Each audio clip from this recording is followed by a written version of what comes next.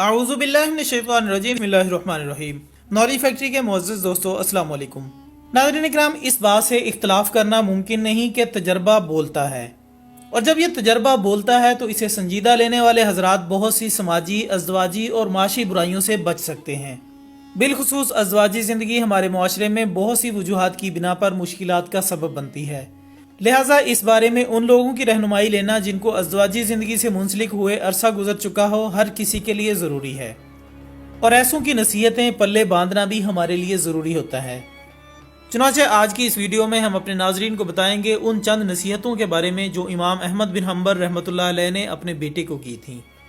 चुनांचे इमाम अहमद बिन हम्बर रहमतुल्लाह अलैह ने अपने बेटे को नसीहत करते हुए फरमाया कि तुम घर का सुकून हासिल नहीं कर सकते जब तक कि अपनी बीवी के मामले में इन 10 आदतों को ना अपना लो। लिहाजा इनको गौर से सुनो और अमल का इरादा करो। पहली बात तो यह है कि औरतें तुम्हारी तवज्जो चाहती हैं और चाहती हैं कि तुम इनसे वाज़े अल्फाज में मोहब्बत का इजहार करते रहो। लिहाजा वक्तन फ़वक्तन अपनी बीवी को अपनी मोहब्बत का एहसास दिलाते रहो और वाज़े अल्फाज में उसको बताओ कि वो तुम्हारे लिए किस कदर अहम और महबूब है। तुम इस गुमान में हरगिज मत रहो कि वो खुद समझ जाएगी। रिश्तों को इजहार की ज़रूरत हमेशा रहती है।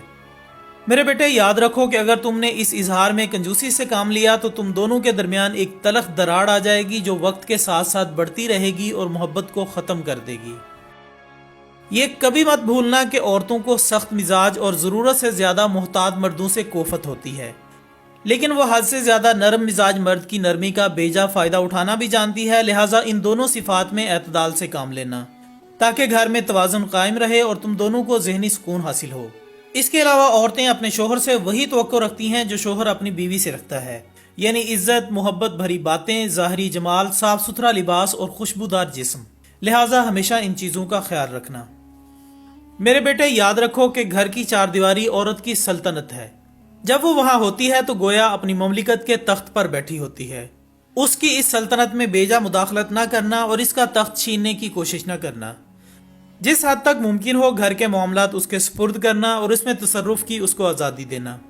हर बीवी अपने शोहर से मोहब्बत करना चाहती है, लेकिन याद रखो कि उसके माँ बाप, बहन भाई और दीगर घर वाले भी हैं जिनसे वो कभी भी लाताल्लुक नहीं हो सकती और ना ही उससे ऐसी तवक्को करना जायज़ है। लिहाजा कभी भी अपने और उसके घर वालों के दरमियान मुकाबले की सूरत पैदा ना होने देना, क्योंकि अगर उसने मजबूरन तुम्हारी खातिर अपने घर वालों को छोड़ दिया तब भी वो बेचैन रहेगी और ये बेचैनी बिलाखिर तुमसे उसे दूर कर देगी। इमाम अहमद बिन हम्बर रहमतुल्लाह अलैह ने अपने बेटे से मजीद फरमाया कि मेरे बेटे, बिलाशुबा औरत टेढ़ी पसली से पैदा की गई है और इसी में इसका हुस्न भी है। ये हरगिज कोई नुक्स नहीं है। लिहाजा इसके इस टेढ़पन से फायदा उठाओ और इसके इस हुस्न से लुत्फ अंदोज हो।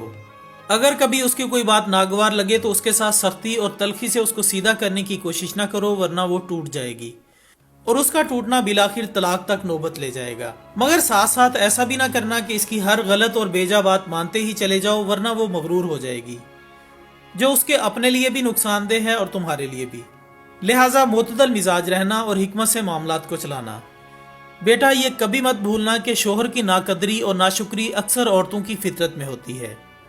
अगर सारी जिंदगी भी उस पर नवाज़िशें करते रहो लेकिन कभी कोई कमी रह गई तो वो यही कहेगी तुमने आज तक मेरी कौन सी बात सुनी है।